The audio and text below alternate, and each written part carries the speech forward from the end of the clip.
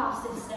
But she does like to start off giving you guys a nice wave. But she feels a little bit silly if she's the only one waving. So, firstly, if you all stick an arm in the air, look super silly, and give Kira a nice big wave, then you might get a lovely big wave back. Can you see them? Can they have one back then? So Kira lives here with her sister, Leonie. Leonie's outside doing some training with one of our keepers, so you're going to get Kira here doing all the showing up for you this afternoon. Now, she's a Californian sea lion, so that does tell you quite a lot about her.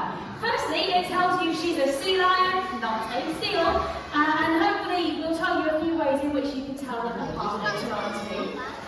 And it also tells you that you can find her along that coast of California. So hopefully you could have worked that part out.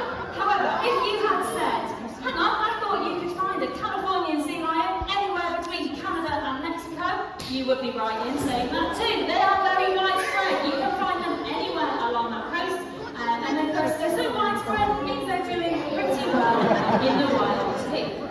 Now, they're incredibly intelligent, which is why we do so much training and lots of different things with our girls. But last thing we want is for them to be getting bored. So although some of the behaviours maybe don't look tremendously showy, very exciting, some of those ones are our most important because they're the ones that allow us to health check our girls. Now they're 21 years old. So in the wild, they'd be looking at living up to about 20 as their top lifespan. Whereas in captivity, they can live up to 30 because they haven't got those threats that they do in the wild. Now, us being able to train them to look nice and close, her letting me have a little feel is part of that reason she can live that bit longer. Because if we notice any problems, any lumps, any bumps, anything like that, we can notify our vets very, very easily. Which means that we can resolve any issues, and that is a luxury that they don't have in the wild, unfortunately.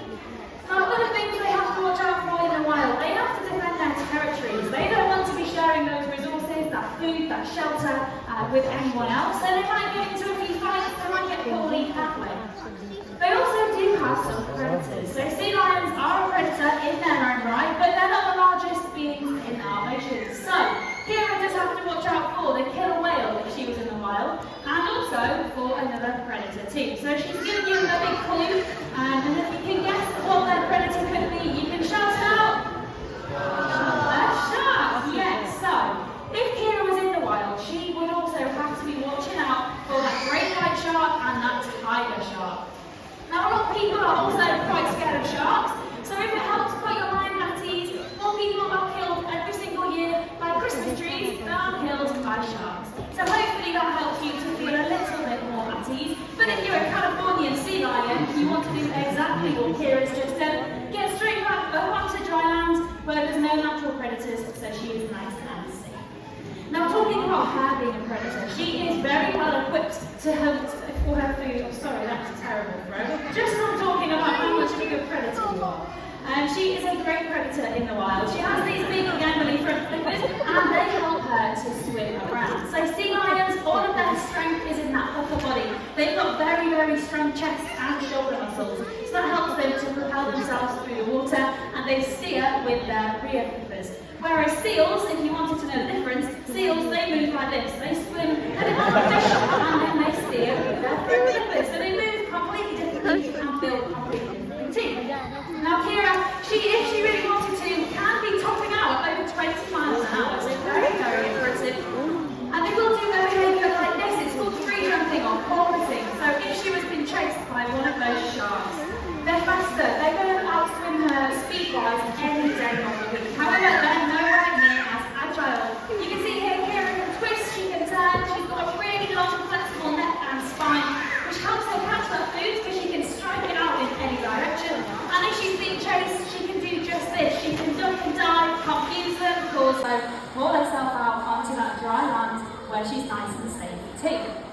Now also to help her, she does have a pretty impressive bite force. So she hasn't got the biggest teeth for a predator of her size, but in her jaw she has the similar bite force as a grizzly bear. So once she has hold of that food in there, it's not getting away again. So very important too.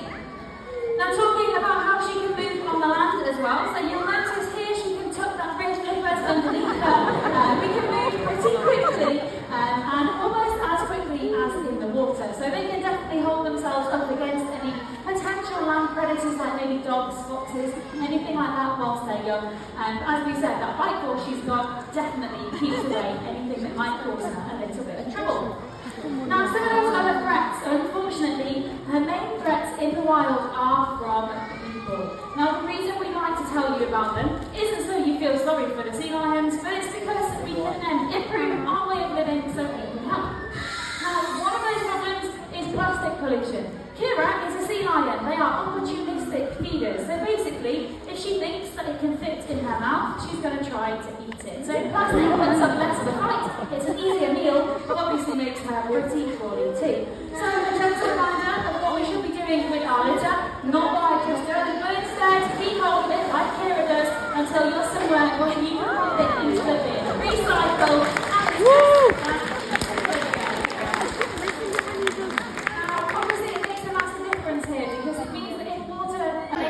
and overfishing. So if you like to eat seafood, you still can, but have a little look for this logo.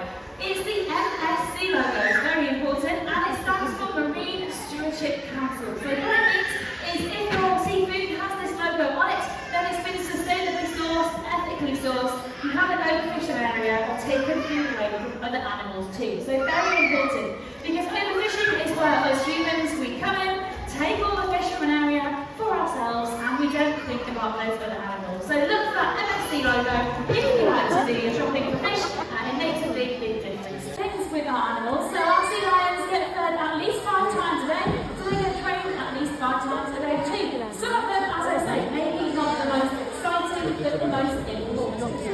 Now we train using positive reinforcement training, and you already did a great example when you gave her a round of applause. She knows that means she's done well, because typically when you guys are clapping, we're feeding her fish, she associates the two, very important. So we train lots of different things. For example, hopefully we never need to give her injections or blood samples, but if we do, then we can train it. So this is a children's syringe, it's got a bending needle, it's not even real, it's plastic, but it looks quite real. So if the vets do come and they have to do it, she's seen something that looks pretty similar before. It isn't scary, it isn't terrifying, she knows what it will feel like, she knows what it looks like, and she gets a little bit of a reward too. So if she does have to do that, then it's completely trained, it's not scary. If you went to the doctors and you had to go have an injection, when the second you walked in the door, everyone dived on you and pinned you to the ground, and that would be quite stressful. So obviously for our sea lions, we want to avoid. If I ask for a certain thing, she knows I maybe want to look in her mouth. If she doesn't want me to look in her mouth, she just won't open it. We can't force them, we don't want to force them, they always have that choice. So that door that we came in is open, she knows full well that she can leave if she wants to.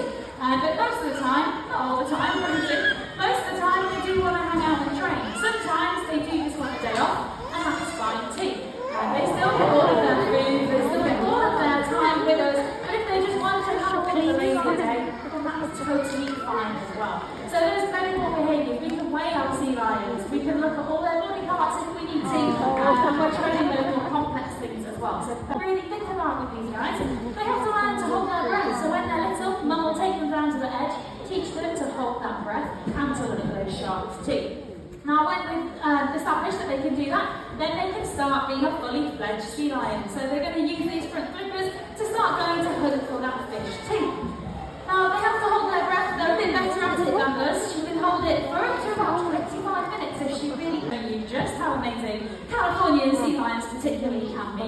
So hopefully you enjoyed meeting her, learning loads of new things, learning how we can help, and hanging out with her as well.